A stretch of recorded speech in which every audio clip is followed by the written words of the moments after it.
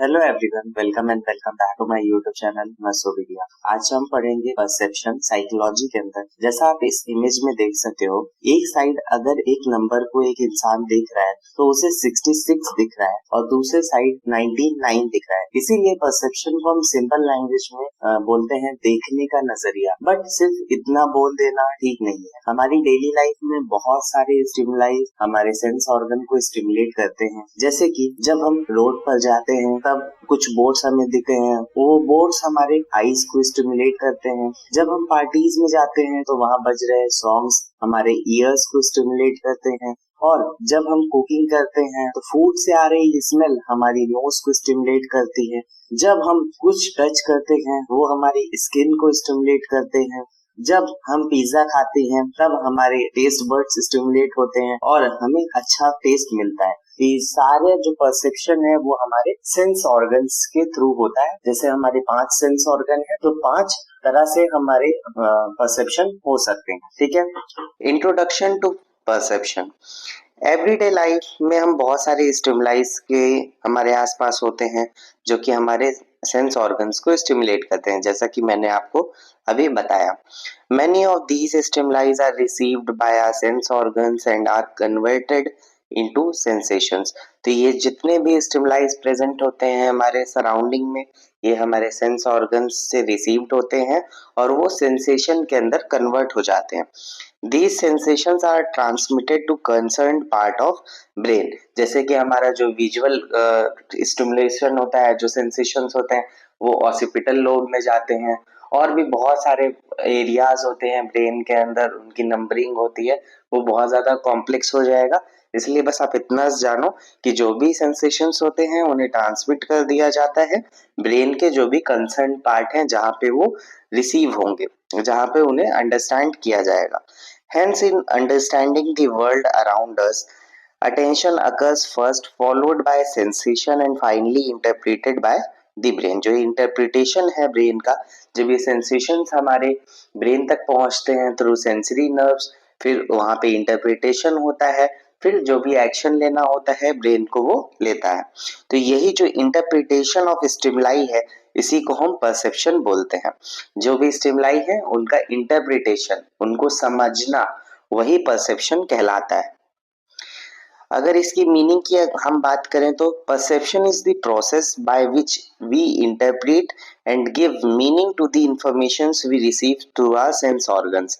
And sense organs are eyes, ear, nose, tongue, skin. ये आपने पढ़ा होगा। ठीक है, तो परसेप्शन क्या है? ये प्रोसेस है जिसके थ्रू हम इंटरप्रेट करते हैं और वो जो भी मीनिंग दे रहा होता है, जो भी इंफॉर्मेशन, उसे हम समझते हैं। It helps us understand the world around us. ठीक है, यानी कि जो हमारे आसपास का जो सराउंडिंग है उसे समझने में हेल्प करता है। सिंपल लैंग्वेज में अगर हम एक एग्जांपल दें तो आप ऐसे दे सकते हो कि आप जब भी कोई पेशेंट को रोता हुआ सुनते हो तो आप सिर्फ उस आवाज को नहीं सुन रहे हो, वो आवाज आप तक पहुंची तो आप समझ रहे हो कि पेशेंट पेन से रो रहा है या फिर उसके साथ कुछ गलत हुआ, उसके जो भी मतलब रिलेटिव्स हैं उनके साथ कुछ हुआ, उस वजह से रो रहा है। क्यों रो रहा है? तो आप वहां पे आपकी थोड़ी सी अंडरस्टैंडिंग होती है, उसी को हम परसेप्शन बोलते हैं। That understanding is perception.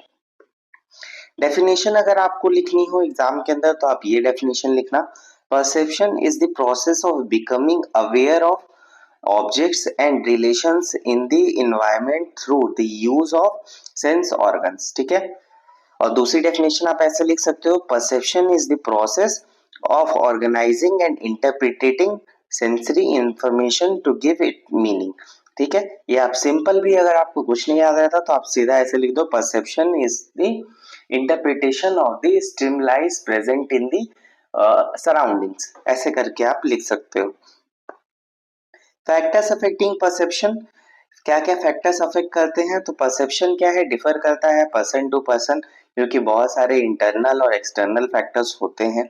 Internal factors जैसे कि आपका कोई पास्ट एक्सपीरियंस है, जैसे कि मान लो आप एज अ नर्सिंग स्टूडेंट आपने किसी पेशेंट को देखा है, कोई पर्टिकुलर डिजीज का, कोई उसके पर्टिकुलर साइंस को आप आइडेंटिफाई कर चुके हो पहले से।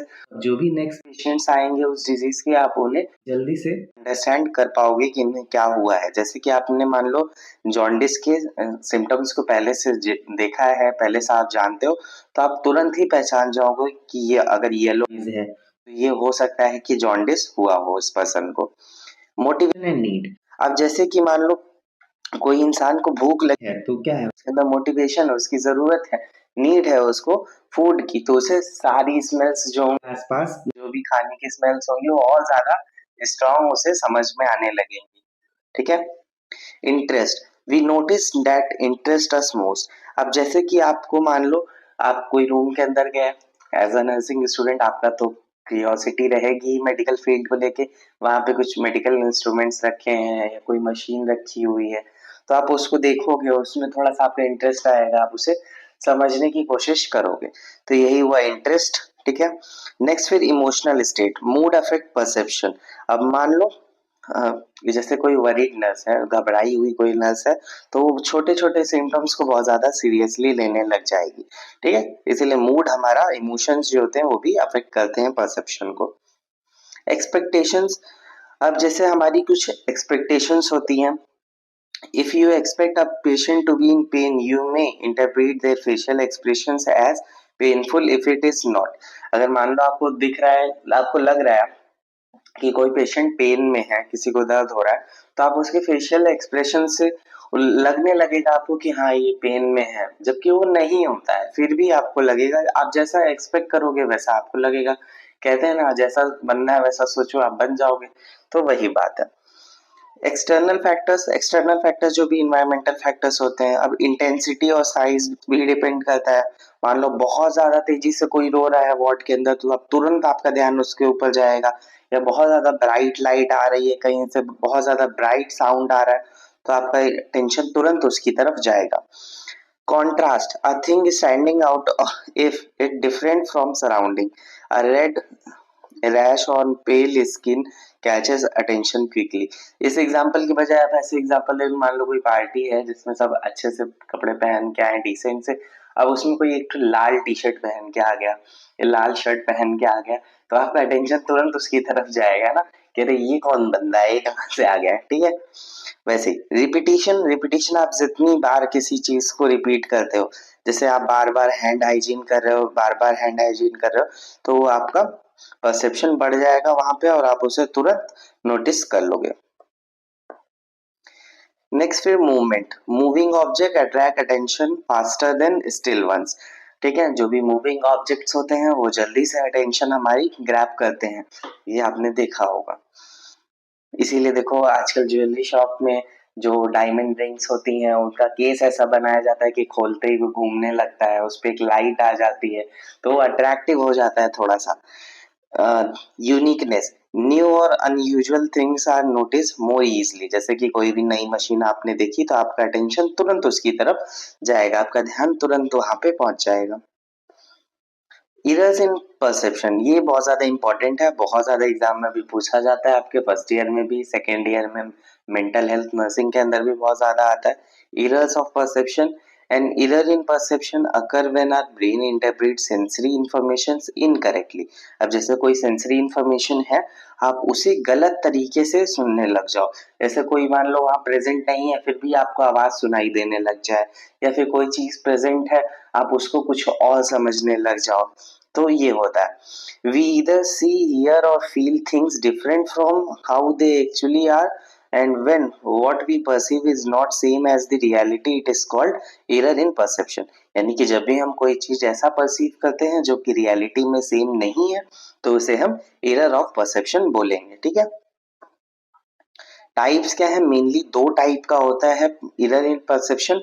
एक तो होता है इल्यूजन और दूसरा होता है हेलुसिनेशन।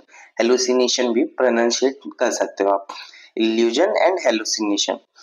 तो इल्यूजन क्या होता है, इल्यूजन की स्पेलिंग आप देख लेना, थोड़ा सा यहाँ पे आई है। ठीक है। Illusion is a false perception और मिस इंटरप्रिटेशन। आप ये याद रखना यहाँ पे क्या होता है इल्यूजन के अंदर, miss interpretation of real stimuli और ऑब्जेक्ट।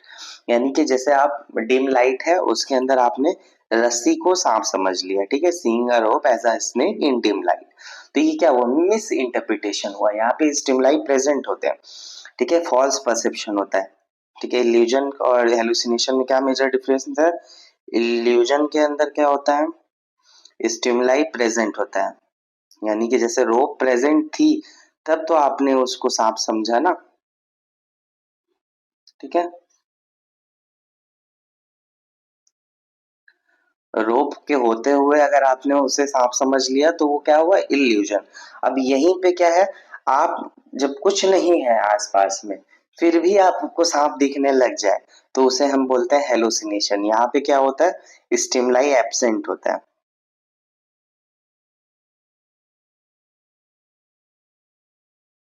मतलब कुछ भी वहां पे प्रेजेंट नहीं है फिर भी आपको सांप दिखने लग जाता है, या कोई आवाज नहीं है आसपास फिर भी आपको आवाज आने लग जाती है।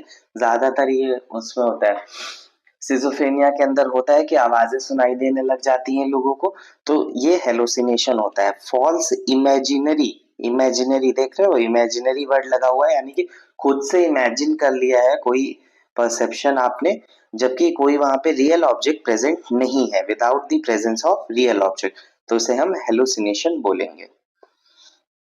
टाइप्स ऑफ हेलुसिनेशन भी होते हैं, हेलुसिनेशन 5 टाइप के होते हैं, जैसे हमारे 5 सेंस ऑर्गन्स होते हैं उसी तरह 5 हमारे टाइप होते हैं हेलुसिनेशन के। इसके कई कई बार क्या होता है, दो दो नाम होते हैं तो वो दूसरा वाला नाम पूछ लेता है आपसे, या फिर स्टेटमेंट दे देता है और पूछता है ये कौन सा हेलुसिनेशन है, तो ऐसे करके क्वेश्चन आते हैं एक एक नंबर के अंदर ज्यादातर।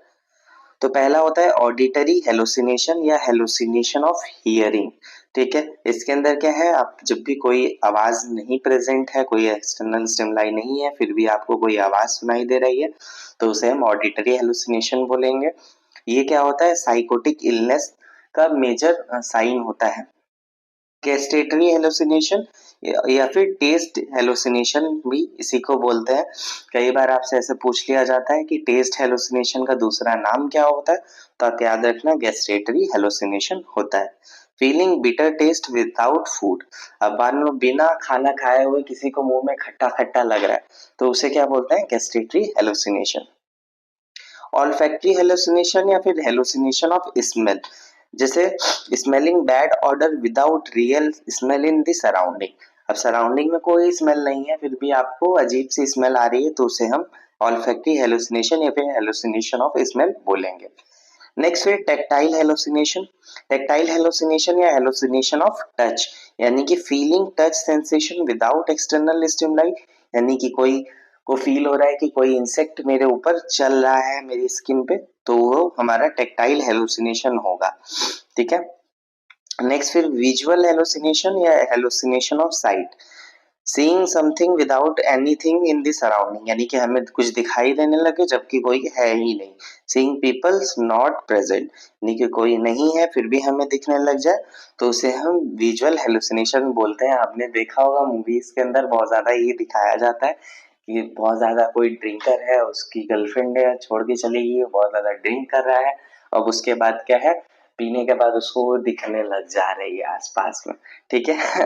तो ऐसा होता है विजुअल हेलुसिनेशन और हेलुसिनेशन ऑफ साइट। ये क्या है, हॉलमार्क ऑफ अल्कोहल और ड्रग विड्रॉल डिसऑर्डर, जो भी अल्कोहल विड्रॉल डिसऑर्डर के लोग होते हैं, ड्रग विड्रॉल डिसऑर्डर के लोग होते हैं, उनके अंदर ये देखा जाता है ज्यादातर। तो ऑडिटरी क्या हुआ हमारा, हियरिंग वाला हुआ, यानी कि ईयर्स का हो गया।